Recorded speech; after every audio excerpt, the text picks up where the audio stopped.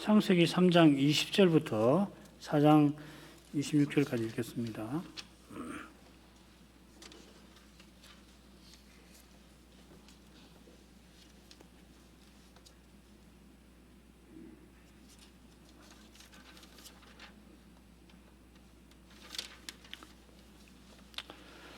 아담이 그 아내를 하와라 이름하였으니 그는 모든 산자의 의미가 됨이더라. 여호와 하나님이 아담과 그 아내를 위하여 가죽옷을 지어 입히시니라. 여호와 하나님이 가라사대 보라, 이 사람이 선악을 아는 일에 우리 중 하나같이 되었으니 그가 그 손을 들어 생명나무 실과도 따먹고 영생할까 하노라 하시고, 여호와 하나님이 에덴 동산에서 그 사람을 내어 보내어 그의 근본된 토지를 갈게 하시니라. 이같이 하나님이 그 사람을 쫓아내시고 에덴 동산 동편에 그룹들과 두루 도는 화염검을 두어 생명나무의 길을 지키게 하시니라. 아담이 그 아내 하와와 동침하매 하와가 잉태하여 가인을 낳고 이르되 내가 여호와로 말미암아 등남하였다 하니라. 그가 또 가인의 아우 아벨을 낳았는데 아벨은 양치는 자이었고 가인은 농사하는 자이었더라. 세월이 지난 후에 가인은 땅의 소산으로 제물을 삼아 여호와께 드렸고 아벨은 자기도 양의 첫 새끼와 그 기름으로 드렸더니 여호와께서 아벨과 그 제물은 연락하셨으나 가인과 그 제물은 연락하지 아니하신지라. 가인이 심히 분하여 안색이 변하니 여호와께서 가인에게 이르시되 내가 분하여 함은 어쯤이며 안색이 변함은 어쯤이뇨. 네가 선을 행하면 어찌 낯을 들지 못하겠느냐. 선을 행치 아니하면 죄가 문에 엎드리느니라. 죄의 소원은 내게 있으나 너는 죄를 다스릴지니라. 가인이 그 아우 아벨에게 고하니라. 그 후 그들이 둘에 있을 때 가인이 그 아우 아벨을 쳐 죽이니라. 여호와께서 가인에게 이르시되 내 아우 아벨이 어디에 있느냐. 그가 가로되 내가 알지 못하나이다. 내가 내 아우를 지키는 자니까. 가라사대 네가 무엇을 하였느냐. 내 아우의 핏소리가 땅에서부터 내게 호소하느니라. 땅이 그 입을 벌려 내 손에서부터 내 아우의 피를 받았은즉 내가 땅에서 저주를 받으리니 내가 밭가라도 땅이 다시는 그 효력을 내게 주지 아니할 것이요 너는 땅에서 피하며 유리하는 자가 되리라. 가인이 여호와께 고하되 내 죄벌이 너무 중하여 견딜 수 없나이다. 주께서 오늘 이 지면에서 나를 쫓아내시온즉 내가 주의 낯을 배웁지 못하리니 내가 땅에서 피하며 유리하는 자가 될지라. 무릇 나를 만나는 자가 나를 죽이겠나이다. 여호와께서 그에게 이르시되 그렇지 않다. 가인을 죽이는 자는 벌을 7배나 받으리라 하시고 가인에게 표를 주사 만나는 누구에게든지 죽임을 면케 하시니라. 가인이 여호와의 앞을 떠나 나가 에덴 동편 놋 땅에 거하였더니 아내와 동침하니 그가 잉태하여 에녹을 낳은지라. 가인이 성을 쌓고 그 아들의 이름으로 성을 이름하여 에녹이라 하였더라. 에녹이 이랏을 낳았고 이랏은 무후야엘을 낳았고 무후야엘은 무드사엘을 낳았고 무드사엘은 라멕을 낳았더라. 라멕이 두 아내를 취하였으니 하나의 이름은 야다요 하나의 이름은 실라며 야다는 야발을 낳았으니 그는 장막에 거하여 육축치는 자의 조상이 되었고 그 아우의 이름은 유발이니 그는 수금과 퉁소 잡는 모든 자의 조상이 되었으며 실라는 두발가인을 낳았으니 그는 동철로 각양 날카로운 기계를 만드는 자요 두발가인의 누이는 나아마이었더라. 라멕의 아내들에게 이르되 아다와 실라여 내 소리를 들으라. 라멕의 아내들이여 내 말을 들으라. 나의 창상을 인하여 내가 사람을 죽였고 나의 상함을 인하여 소년을 죽였도다. 가인을 위하여는 벌이 7배일진데 라멕을 위하여는 벌이 77배이리로다 하였더라. 아담이 다시 아내와 동침하며 그가 아들을 낳아 그 이름을 셋이라 하였으니 이는 하나님이 내게 가인의 죽인 아벨 대신에 다른 씨를 주셨다 함이며 셋도 아들을 낳고 그 이름을 에노스라 하였으며 그때 사람들이 비로소 여호와의 이름을 불렀더라. 오늘 살필 주제는 서기문답 18문 19문에 함께 나오는 표현, 곧 그 타락한 처지와 붙어 있습니다. 우리 시조가 창조받은 그 지위에서 하나님께서 금하신 열매를 먹어 범죄한 탓에 아담만 아니라 그의 후손 모든 사람도 타락하였는데 그 결과 그 타락한 처지에 떨어져 있는 것입니다. 그 처지에 놓여 있는 것입니다. 얼마나 높은 지위에서 얼마나 낮은 처지에 떨어졌는지 하나님이 사람 되셔서 십자가에서 저주와 형벌과 진노 받으신 데에서 겨우 헤아릴 수가 있습니다. 사람이 얼마나 타락했는지 스스로는 제대로 알지를 못하는 것입니다. 하나님이 주신 선한 그것으로 악을 내놓으면서도 타락한 줄 모르고 자기를 자랑할 정도입니다. 느부갓네살이 그 유명한 하늘 정원에서 자기 세운 제국의 영광을 보고서 자기를 높였던 장면을 생각해 보십시오. 느부갓네살의 교만도 사람이 심히 타락한 것을 잘 보여줍니다마는 하나님 백성 그 지도자인 바리새인의 교만은 사람이 타락한 처지에서 죄되는 것, 죄인인 것이 무엇인가를 생생하게 보여줍니다. 우리의 죄는 하나님의 계명으로 더욱 죄됩니다. 사람이 죄 짓는 이것이 이미 비참한 것입니다마는 사람의 비참함은 거기서 끝나질 아니합니다. 오직 주님께서 우리 대신 죄책과 지옥 형벌을 받아주신 덕분에 이날 우리가 인생의 죄와 비참함을 살필 수가 있게 되었습니다. 주님의 은혜를 구하면서 인생의 타락한 형편에 관하여 삼위 하나님께 겸손히 고백을 하겠습니다. 18문 사람이 그 타락한 처지에서 죄되는 것은 무엇입니까? 사람이 그 타락한 처지에서 죄되는 것은 아담의 첫 범죄의 죄책과 원시의가 없는 것과 온 성품이 부패한 것인데 이것이 보통 원죄라 하는 것이고 아울러 이 죄로 말미암아 나오는 모든 자범죄입니다. 19문 사람이 그 타락한 처지에서 비참한 것은 무엇입니까?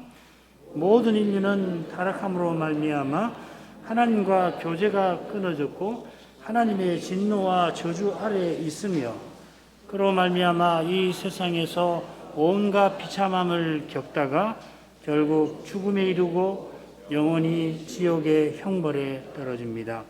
네 가지 주제로 이 문답들의 교훈을 간단히 생각해 보십시다. 첫 번째로 사람이 타락한 처지에서 죄되는 것은 죄책, 원죄가 없음, 본성의 부패입니다. 이 원죄에서 온갖 죄가 나오는데 이것이 또 죄되는 것입니다. 셋째로 사람이 타락하여 하나님과 교제가 끊어져서 하나님의 진노와 저주 아래에 있습니다. 그게 비참함이죠. 넷째로 그리하여 이 세상에서 비참하게 살다가 죽음에 이르고 그리고 지옥 형벌에 영원히 떨어집니다. 죄되는 것을 둘로 나누어서 다루고 비참한 것을 둘로 나누어 다루도록 하겠습니다. 첫 번째 주제입니다. 우리가 지난 시간에 사람이 태어나서 죄를 범하여 죄인 되는 것이 아니라 죄인으로 나서 죄를 짓는 그 끔찍한 사실을 생각을 했죠. 18문에 나오는 사람이 죄되는 것이라 하는 말은 죄인인 것, 죄인으로서 행하는 것 이 말입니다. 영어로는 sinfulness라는 말인데 풀어 번역을 해가지고 죄되는 것 조금 뭔가 모호할 수가 있는데 죄인이라는 것, 죄인으로서 사는 것, 행하는 것을 가리킵니다. 우리 고백서는 이를 셋으로 설명을 하고 있어요. 첫째로 사람이 죄되는 것은 아담의 첫 범죄의 죄책에 있습니다. 하나님께서 선악을 알게 하는 나무의 실과를 먹는 날에는 정령 죽으리라 하신 까닭에 아담 한 사람으로 말미암아 죄가 세상에 들어오고 죄로 말미암아 사망이 왔고 그리하여 모든 사람이 죄를 짓고 사망이 모든 사람에게 이르렀습니다. 사람이 죽었다 하는 말이죠. 한 번 죽는 것이 사람에게 정하신 바가 되어 모든 사람은 죽음을 향하여 살아갑니다. 이것은 사람이 한평생 잘 살다가 혹은 이렇게 저렇게 살다가 결국은 죽게 된다 하는 뜻만 아닙니다. 평생 힘써서 산 사람이 많은데 그 대가가 영원한 죽음이라 하는 뜻입니다. 죄의 삭은 사망이요 하는 말씀이 그것이죠. 사람이 스스로는 평생 죄의 종으로 사는 이 점은 둘째 주제에서 다루기로 하고, 우선은 평생 죄에게 종살이하는 그 결과가 영원한 죽음이라는 점, 사람이 이 죽음에 있다, 죽은 상태다라고 하는 그 점을 생각하겠습니다. 여기 이 삭시라는 말은 군인에게 지급하는 급여나 관리가 받는 임금을 가리키는 표현입니다. 군인이 생명이 위태로운 전쟁터를 전전한 그 수고나 관리가 나란 일을 위해서 이룬 그 대가를 가리킵니다. 비슷하게 사도도 사람이 죄에게 종살이하는 것을 너희 지체를 불의의 병기로 죄에게 드리는 것이라 표현합니다. 이 군사 용어지요. 여기 드린다는 표현은 마지못해서 하는 게 아니라 기꺼운 태도로 자원해서 하는 태도를 가리키는 겁니다. 느부갓네살이 자기 힘을 과시하면서 여러 나라를 정복하여 대제국을 이루려 할 때 마지못해 행한 거 아니지요. 사람이 남자가 대장부로 태어났으니 천하를 제패해 봐야 되는 거 아니냐 하면서 평생 그 야심을 이루려 한 것입니다. 그러나 그가 세운 나라는 영원한 제국이 아니라 먼지처럼 사라질 나라입니다. 게다가 그가 제국을 세우면서 얼마나 많은 사람을 죽였습니까? 사랑하는 이가 죽고 나라를 잃어 죽지 못해 사는 사람들은 또 얼마나 많이 만들었습니까? 우리의 죄와 그 죄가 내놓은 악이 얼마나 많은 이에게 얼마나 자주 죽음의 고통을 안겨 주었겠습니까? 죽음을 향하여 사는 인생은 죄와 악을 통하여 실은 죽음을 사는 것입니다. 죽음 아래 있는 것입니다. 정령 죽으리라 하신 대로 사람은 나면서부터 허물과 죄로 죽은 존재입니다. 에베소서 2장 1절 이하에 나오는 말씀이 그것이죠. 허물과 죄로 죽은 너희를 살리셨도다 했는데 그 원래 뒤에 나오는 말을 앞으로 끌어당긴 겁니다. 둘째로 원시의가 없어 태어나서 스스로는 그런 상태로 원시의가 없는 상태로 살아가는 겁니다. 로마서 3장 10절이 인용이 됩니다. 기록된 바 의인은 없나니 하나도 없으며, 지금 사도가 말하는 의인이 누군가 11절에 보면 하나님을 찾는 자라고 되어 있고요. 12절에는 선을 행하는 자라 하는 표현에서 짐작할 수 있습니다. 이것은 하나님을 가까이 하는 사람, 하나님의 뜻을 좇는 사람을 가리키는 포괄적인 말이죠. 의인이라는 말. 이 두 가지가 제사장나라와 거룩한 백성이라는 사명과 딱 붙어 있는 겁니다. 이 사명이 섬기고 지키라는 명령, 창세기 2장 15절에 나오는 명령, 또 창세기 1장 28절에 나오는 다스리라는 명령과 붙어 있는 것입니다. 이것이 오실 메시아께서 대제사장이고 왕이심과 이어지는 것입니다. 시편 110편 4절에 멜기세덱 반차를 좇은 영원한 제사장, 히브리서가 이걸 다루지요. 특별히 6장 5장 이하에서 다룹니다. 메시아 안에서 우리가 하나님을 가까이 하고 하나님의 뜻을 받듭니다. 이게 사람 사는 이 보람이고 사람으로 지원받은 그 본의를 이루는 건데, 이게 바로 사도가 말하는 의인이기도 합니다. 하나님이 본래 사람을 지으실 때 이렇게 살라고 하신 것이, 그 고귀한 뜻이 그리스도 안에서 새 사람으로 살게 하신 데서 잘 드러납니다. 에베소서 4장 24절, 하나님을 따라 의와 진리의 거룩함으로 지으심을 받은 새 사람을 입으라. 여기 이 새 사람은 부활하신 그리스도와 연합한 신자를 가리킵니다. 신자 개개인을 가리켜서 새 사람이라. 그리스도로 사는 사람, 각 사람을 가리키는 거죠. 이게 2장에 나오는 새 사람하고는 좀 다릅니다. 2장에서는 우리 모두가 그리스도 안에서 하나의 새로운 사람을 이룬다고 했고, 지금 여기 새 사람은 그리스도 안에서 그리스도로 사는, 성신으로 사는 각 사람을 가리킵니다. 이 새 사람은 하나님을 따라, 곧 하나님의 형상을 따라 의와 진리의 거룩함으로, 이게 번역을 조금 바꿀 필요가 있어요. 참된 의와 거룩함으로. 이 진리의라는 말이 거룩함에만 걸리는 게 아니라 의에도 걸려야 합니다. 참된 의와 거룩함으로 지음 받은 사람입니다. 여기 이 의라는 말, 거룩함이라는 말이 뭐냐? 의라고 하는 것은 하나님을 가까이 할 수 있는 조건이고, 거룩함이라고 하는 것은 이 하나님과 교제하는 상태를 가리킵니다. 요컨대 의롭다 하심과 거룩하게 하심을 가리키는 것이에요. 우리가 심히 타락한 탓에 아담의 무죄하고 선한 상태를 엿볼 수 있는 그 길이 이 그리스도 안에 있는 것입니다. 달리는 잘 헤아릴 수가 없죠. 내가 사람으로 지원받은 뜻을 알고 이루는 길도 그리스도 안에 있습니다. 원시가 없다는 것은 하나님을 가까이 하지 못하고 하나님의 뜻을 받들 수 없는 그런 상태에 있다 하는 것입니다. 셋째로 타락한 사람은 온 성품이 부패합니다. 앞서 우리가 죄와 허물로 죽은 것을 첫 번째로 생각을 했는데요. 죄로 죽은 우리는 육체의 욕심을 따라 지냅니다. 하나님께서 인생이 스스로 원하는 그것을 일반 은총을 통해서 못하게 막으시니까 세상이 오늘도 이만큼 유지가 됩니다. 하나님께서 노아의 번제를 받으시고 그 번제가 표하는 메시아를 통하여서 인생을 구원하시려고 다시는 홍수로 심판하지 않겠다 하시는데, 말씀드린 대로 이는 사람의 마음에 계획하는 바가 어려서부터 악함이라 말씀하실 정도입니다. 이렇게 부패한 인생이 선의지를 말하고 또 선한 일을 내놓는 것은 실로 놀라운 일입니다. 하나님께서 여전히 선한 것을 주시는 까닭입니다. 우리가 악한 자인데 자식이 떡을 달라고 그러면 돌을 주는 이가 없게 하십니다. 이것도 실로 놀라운 일입니다만은, 그런데 이제 그리스도 안에서는 악을 선으로 갚게 하십니다. 자식이 떡을 달라 하면은 어떻게든지 또 비슷한 것이라도 주려고 하는 것, 이것도 참 놀라운 것입니다만은, 그리스도 안에서는 악을 선으로 갚으라 하시는 거예요. 귀한 사랑입니다. 이 사랑이 귀한 것은 하나님께서 우리의 죄를 담당하신 바로 거기 있습니다. 이것이 조금이라도 내게 당연하다, 그리스도의 십자가가 내게 조금이라도 당연하다는 생각이 혹 드신다면은 거기서 인생이 내가 얼마나 부패한 것인가 깨우치고 즉시로 엎드려 회개해야 옳을 것입니다. 둘째 주제입니다. 이것이 보통 원죄라 하는 것이요 이렇게 되어 있는데, 이것이 뭐냐면 온 성품이 부패한 것을 가리킵니다. 이 소위 문답 원문을 이렇게 보면은 이것이 엄밀하게 말하면 온 성품이 부패한 것을 가리켜요.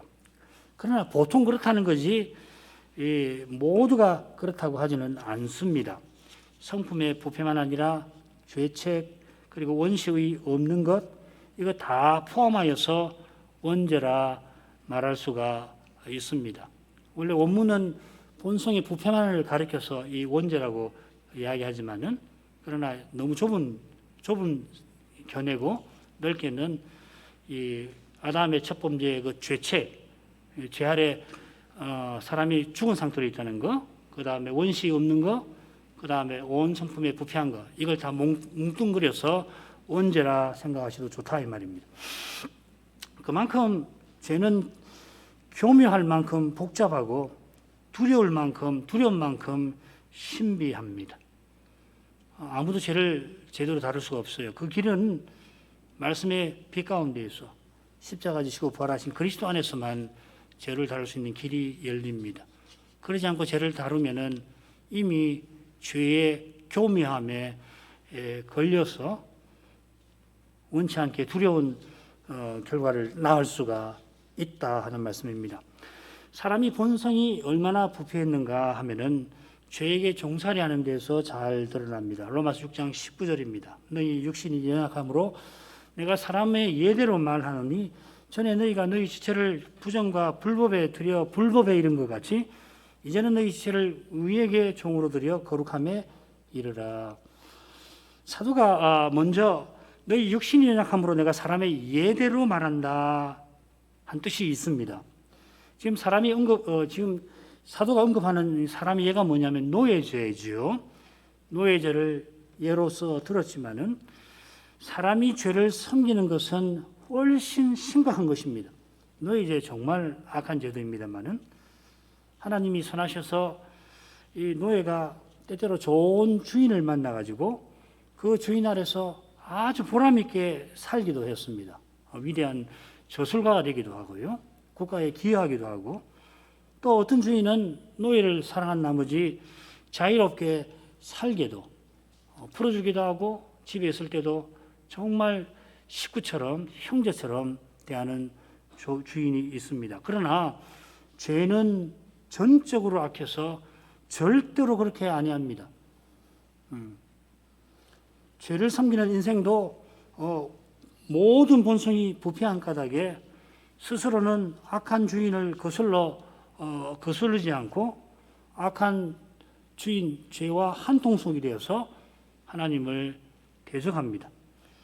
에베소서에서는 불순종의 아들들 본질상 진노의 자녀라고 표현하였습니다. 불순종의 아들이라 하는 말은 그의 본성과 그의 삶의 성격이 불순종이다. 그렇게 말하는 만큼 하나님을 거스르는 사람을 표현하는 말이에요. 누구 아들이라 하면은 그 사람의 본질은 불순종이다. 물론 하나님께 나면서부터 불순종하는 사람이지요. 나면서 숨쉬는 순간마다 죄를 섬기는 사람입니다. 사도가 사람을 너무 악하게 묘사한 거 아닌가? 이건 너무 심하지 않은가? 그런 생각이 들 수가 있는데 그런 생각이 드는 이유는 전적으로 하나님이 여전히 선하셔서 그런 것입니다. 하나님이 만민을 구원하실 뜻으로 사람이 살만하게 하려고 죄를 억제하시니까 공자 같은 도덕군자도 나오고 자식을 위하여 희생하는 어머니도 있는 것입니다. 그러나 우리 주님께서 교훈하신 것처럼 부패한 마음은 죄악의 공장입니다. 마태복음 15장 19절입니다. 마음에서 나오는 것은 악한 생각과 살인과 간음과 음란과 도둑질과 거짓 증거와 회방이니. 이건 이 육체의 일 가운데서 현저한 것들이에요. 갈라디아서 5장 19절에 우리가 눈여겨보지 아니하는 그런 죄 또 많습니다. 한번 여러분 내가 가는 곳마다 한번 보시면 거기 우리의 죄가 있을 거예요. 내 생각이 잠시 머무는 그 자락에 말이에요. 거기 내 죄가 있을 겁니다. 내 손과 발이 닿는 곳을 한번 보십시오. 거기 내 죄가 없는 곳이 있는가? 티끌 모아 태산을 이룬다는 말이 있는데 우리가 지은 죄가 혹 티끌 같은 것 뿐이라 할지라도 그거 자체가 사실 심각한 건데 사람의 예도로 말하자면 그게 티끌 같은 것이라고 해도 아까 말한 간음, 음란, 도둑질, 거짓 증거에 비하면 정말 먼지 같은 것이라고 하더라도 모은다면 능히 태산을 이룰 정도로 많습니다. 그처럼 사람들이 흔히 죄라고 생각하지 아니하는 것들도 실로 많습니다. 법정에서 상대를 죄인 만드는 거짓 증거만 죄가 아니라 귀찮아서 대답하기 귀찮아서 그냥 심드렁하게 내뱉는 거짓말도 똑같이 죄입니다. 그것이. 내가 귀찮으니까 그냥 성의 없게 대답하느라고 이 거짓말을 내놓으면 하나님 앞에 그 죄예요. 그 죄가 아닌 게 아니라고요. 물론 거짓 증거가 무거운 죄고 그저 귀찮아서 대수롭지 않게 내뱉은 거짓말은 가벼운 죄가 맞습니다만은 그러나 우리는 잊지 말아야 합니다. 죄 자체는 무거운 것입니다. 십자가 아니고서는 씻을 수 없는 것이에요. 죄를 가볍게 여기면 죄를 더욱이 이기지 못합니다. 당시에는 그냥 귀찮으니까 넘어가느라고 했지만은 그것이 어떻게 나를 더 심각한 죄를 지었게 하는지 모른다 이 말이에요. 값 없이 주시는 은혜는 값으로 치지 못할 내가 절대로 갚지 못할 만큼 값비싼 은혜이니까 죄를 가볍게 여긴다는 것은 이 은혜도 그렇게 여기는 것입니다. 주님의 은혜를 귀하게 여기는 사람은 그만큼 자기가 큰 죄인인 줄 압니다. 바울 사도의 고백들이 대표적이죠. 그리고 그런 사람이 죄를 멀리합니다. 작은 죄도 대수롭게 대하지를 못하는 겁니다. 사람이 자잘해진다는 것이 아니고요. 내가 이렇게 부패하구나 하는 걸 느끼는 거예요. 거짓말 한 거 하나를 가지고 거짓말 한 그것 자체에 매여 가지고 내가 왜 이럴까 자책을 하는 것이 아니고 내가 이렇게 연약하구나. 인생이 이렇게 부패해 있구나. 작은 거짓말 거기에 매여서 그런 게 아니라 나라고 하는 인간이 사람이라는 게 무릇 이렇게 스스로는 쉽게 죄를 짓는구나. 그걸 깨닫는다는 말씀이죠.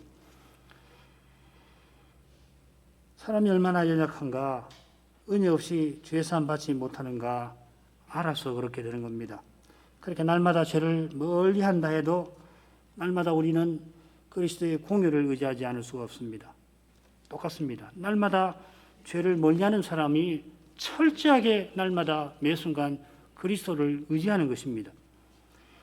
죄를 쉽게 생각하는 사람은 십자가가 그리 절실하지 않은 사람입니다. 셋째 주제로 갑니다.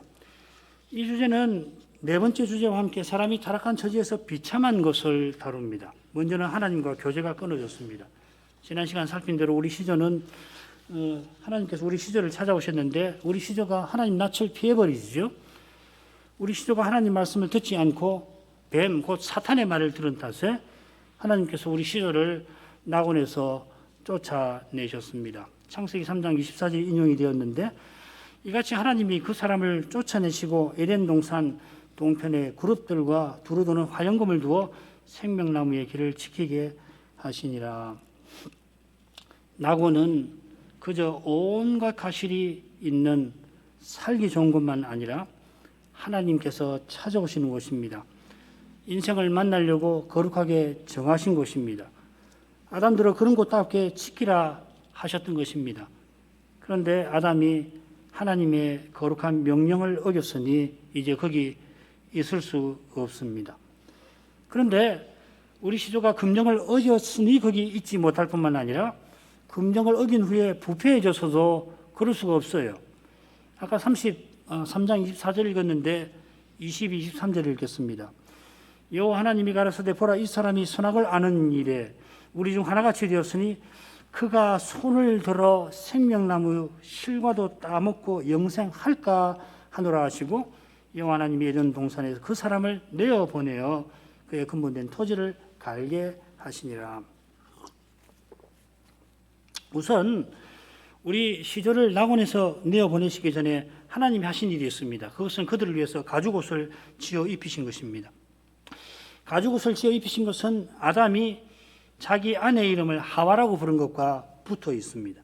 하와는 하바에서 산자의 음이라 하는 뜻입니다.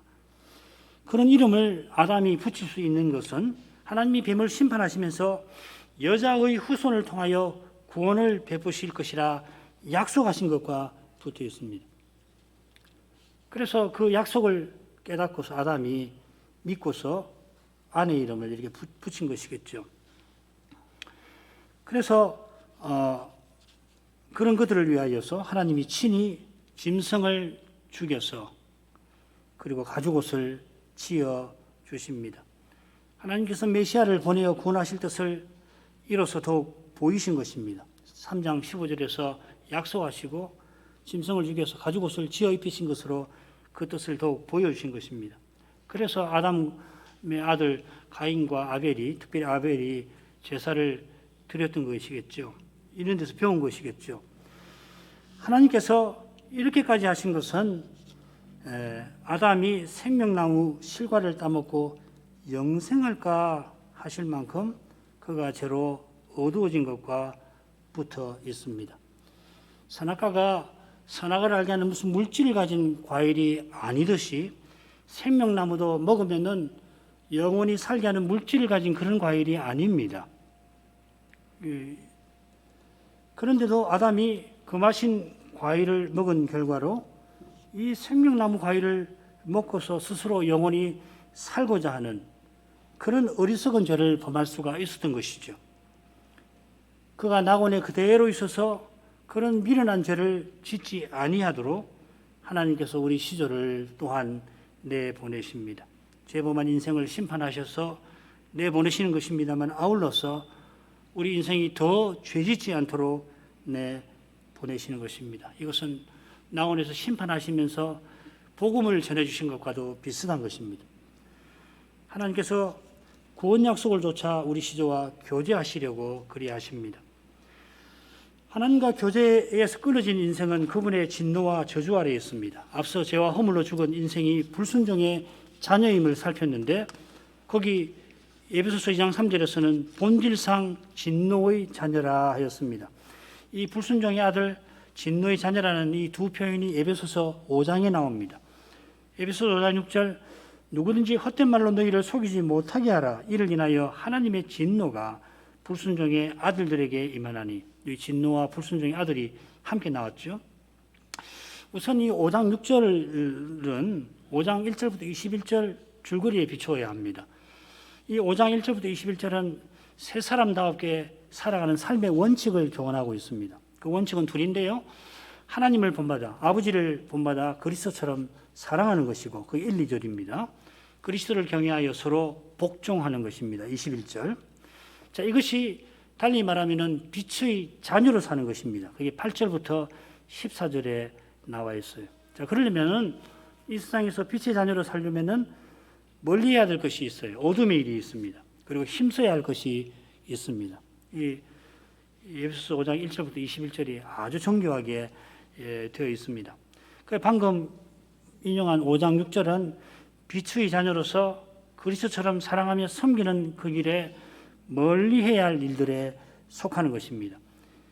빛의 자녀들은 불순종의 아들들과 함께하지 말아야 하는데 그들이 헛된 말로 속이기 때문에 하나님의 진노를 받는 까닭입니다. 그들은 하나님의 심판 같은 것은 없다 말하면서 이 세상에서 자기 육신의 욕심을 이루려고 합니다. 그러나 하나님을 등지고 육신의 욕심을 이루며 사는 그들에게 반드시 하나님의 심판이 임합니다. 사도는 불순종의 아들들이 본질상 진노의 자녀라 합니다. 이것은 나면서부터 진노 아래 있다 하는 뜻이죠. 본질상. 바울이 난 지 8일 만에 할례를 받고 하나님 백성이 되었습니다마는 그리스도를 믿는 동족들을 미워하며 핍박하였습니다. 다메섹을 향하여 달려가던 청년 바울은 시정잡배 아닙니다. 누구보다 하나님을 열심히 섬기려는 사람이고 누구보다 율법에 정통한 인물이고 얼마나 열심히 율법을 공부했든지 동년배보다 우월하다 스스로 말합니다. 또한 학문과 교양에 깊은 인물입니다. 헬라 문명을 잘 아는, 로마의 법도 잘 아는 그런 인물입니다. 그런 그가 더욱이 하나님을 위하노라 하면서 그리스도를 대적하고 교회를 파괴하려 했습니다. 누구보다 진노받아 마땅한 사람이었습니다. 이 본질상 진노의 자녀라고 할 때 안 믿는 사람에게만 해당되는 게 아니라 하나님 백성에게도 해당된다는 이야기를 말씀드리는 겁니다. 그가 사도로 오래 봉사한 후에도 자신이 죄인 중 괴수였다가 아니라 괴수이다라고 고백합니다. 자신이 오직 긍휼을 입었다 하였고 예수 그리스도께서 내게 일절 오래 참으심을 보이셨다 겸손히 고백합니다. 내가 남과 달라 그리스도 믿은 것 그리고 믿고 있는 것 절대로 아닙니다. 그런데 이거 읽기가 얼마나 쉬운지 여러분 잘 아시지요? 왜 그렇습니까? 여전히 우리 안에 있는 부패한 본성에 있습니다. 부패한 본성이란 말은 이 본질이란 말 아니에요. 본질상 진노의 자녀예요. 우리가 오직 은혜로 구원받는 것입니다. 오직 은혜로 하나님 뜻을 이루는 것입니다. 오직 은혜로 교회로 선지하고 교회로 서나갈 수가 있는 것입니다. 이보다 분명한 진리가 없지만은 이 진리는 성신의 가마로만 깨달아 가는 것입니다. 마지막입니다. 하나님을 등진 우리가 하나님의 진노와 저주 아래서 온갖 비참함을 이 세상에서 겪습니다. 지난 시간 나곤의 심판대에서 하나님이 여자와 남자에게 언약의 벌을 내리신 내용을 우리가 살폈습니다. 여자가 남자를 자주장하려 하고 그런 아내를 남편은 완력으로 억누르려 합니다. 부모를 떠나 한 몸을 이루는 가장 가까운 관계가 지배와 미움의 관계로 변합니다. 가장 가까운 관계가 그러하다면 다른 인간관계는 말할 게 없습니다. 하나님께서 복 주신 인간관계, 하나님이 복 주어 생육하고 번성하라 하셨는데 그 관계가 저주로 물듭니다. 잘 아시는 대로 가인이 시기심으로 동생 아벨을 죽입니다. 가인의 6대손 라멕은 두 아내를 두어서 혼인제도를 허물었고 폭력을 휘두르며 보복의 사회를 만듭니다. 마침내 온 땅에 이 람에게 폭력이 가득하여서 하나님의 심판을 피하지를 못하죠. 노아 홍수가 임한 이유가 두 가지인데, 첫째로는 이 폭력, 강포고, 또 하나는 이 혼인을 무너뜨린 두 가지 아닙니까? 이 람에게서 기원한 것입니다. 사람 사이에만 저주가 임한 게 아니라 사람과 피조물 사이에도 임합니다. 땅이 남자 아담의 죄로 저주를 받는다 했습니다. 온갖 채소, 곡식, 과일나무가 자라던 땅에 가시덤불과 은건키가 납니다. 자연재해가 발생하고 전염병이 돌아서 사람 살만한 땅이 사람 살기 힘든 곳으로 변합니다. 이 비참이라는 말이 이 독일 말로는 어떤 뜻이 있느냐면 고향에서 쫓겨난 상태를 가리키는 엘렌트라는 말인데요. 라틴어도 그런 뜻이 있는 줄 알고 있습니다. 사람이 그러니까 이 소위문답을 작성하시던 분들은 이 라틴어를 말하자면 자국어처럼 사용하는 그런 분들이거든요. 그분들이 이 비참이라는 말을 쓸 때는 이런 용어를 이런 개념을 갖고 썼다 하는 것입니다.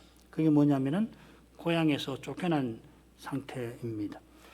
사람이 범죄하여 저주받은 땅은 사람에게 본향이 되질 못합니다. 낙원에서 쫓겨난 사람이 돌아갈 낙원이 여기였고 이제 저기 하늘에 있습니다. 피조물도 사람의 죄로 썩어짐의 종노릇하면서 하나님의 자녀들의 영광의 자유에 이르기를 갈구하고 있습니다. 그래서 피조물도 탄식한다 하였습니다. 이 모든 비참함이 하나님을 떠난 데에 있습니다. 인간관계가 이렇게 무너지고 사람과 피조물의 관계도 이 허망하게 된 이유가 하나님과의 관계가 문제가 있어서 사람이 하나님을 떠난 데에서 생긴 겁니다. 그래서 사람은 결국 죽음에 이릅니다. 죄의 삭은 사망이요 하나님의 은사는 그리스도 예수 우리 주 안에 있는 영생이니라. 뒤에 있는 이 말씀 없이 앞만 읽는다면 참 비참하지요. 생명이신 하나님을 떠난 그것이 이미 죽음입니다마는 하나님께서 인생을 구원하시려고 매 순간 생명과 호흡을 주신 덕분에 사람이 얼마간 살다가는 마침내 그 생명과 호흡을 거두시는 그날에 그 즉시로 사람은 죽음에 이릅니다. 그 숨이 점점 가늘어지다가 어느 순간에 탁 멈춰버리잖아요. 죽는 거예요. 하나님이 거두시면 즉시로 죽는 것입니다. 죽음은 그저 생명과 호흡의 중단이 아니라 그러나 무엇보다 죄의 삭시입니다. 평생 죄에게 종살이 하다가 그 대가로 얻는 그런 것입니다. 그 대가가 하나님에게서 영원히 끊어지는 그것입니다. 지금은 사람이 하나님을 떠났더라도 하나님께서 온갖 선한 것을 날마다 그에게 주십니다마는 죽음에 이른 사람은 그리스도 밖에서 그리스도 없이 죽음에 이른 사람은 그 모든 선한 것에서 끊어집니다. 그런데 그게 전부 아닙니다.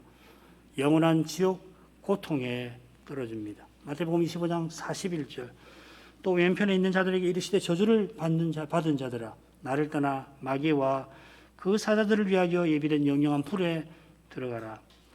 이 비유는 주님께서 자기 영광으로 천사들을 대동하고 심판하러 오실 때 하실 일을 교훈하고 있습니다. 그때 왼편에 있는 염소들에게 형벌하십니다. 그들에게 내리신 형벌은 마귀와 그 사자들을 위하여 예비된 영영한 불에 들어가는 것입니다. 이 일에 관하여 요한계시록이 분명히 교훈하고 있습니다. 이 불을 불과 유황못이라고도 하고 불못이라고도 하고 또 둘째 사망이라고도 합니다. 이 불못, 곧 둘째 사망에는 심지어 사망과 음부도 거기 던져집니다. 둘째 사망은 영원한 사망입니다. 이 사망에 들어가기 위하여 믿지 아니하는 사람도 부활에 이릅니다. 이 부활은 우리가 이를 생명의 부활과 구별하여서 심판의 부활이라 우리 주님이 말씀하십니다. 그러나 신자는 죽어 영생에 들어갈 뿐만 아니라 마지막 날에 육신의 부활에 이릅니다. 얼마나 큰 은혜를 베푸시는 하나님이십니다마는 그러나 그분은 죄를 이처럼 철저히 미워하십니다. 기도하겠습니다. 거룩하신 아버지, 사람이 타락한 처지에서 얼마나 죄되고 또 비참한 상태인지 살피게 하셔서 그리스도 안에서 베푸시는 은혜와 사랑이 얼마나 크신지를 더 깨닫게 하십니다. 그처럼 연약하여 죄를 범하지만은 회개하는 심정은 얼마나 귀한 것이며 죄의 현실에서 탄식하며 주의 자비와 도우심을 구하는 기도가 얼마나 아름다운 것인지를 생각하게 하십니다. 하나님이 친히 우리의 죄를 담당해 주셔서 저희가 받을 수 없는 은혜와 사랑을 입습니다. 이것을 잊지 않게 하셔서 늘 겸손히 주님의 이름을 부르며 주의 말씀을 듣고 그 말씀을 좇게 하옵소서. 우리가 본질상 불순종의 아들들과 다르지 아니한 이것을 기억하게 하셔서 높은 마음을 품지 아니하게 하옵소서. 하나님이 사랑이 많으시지만은 죄를 얼마나 미워하시는지 사람이 여기서 맛보는 비참함과 죽음과 장차 있을 영원한 지옥 형벌에서 철저하게 깨달아서 죄를 멀리하게 하옵소서. 예수님의 이름으로 기도합니다. 아멘.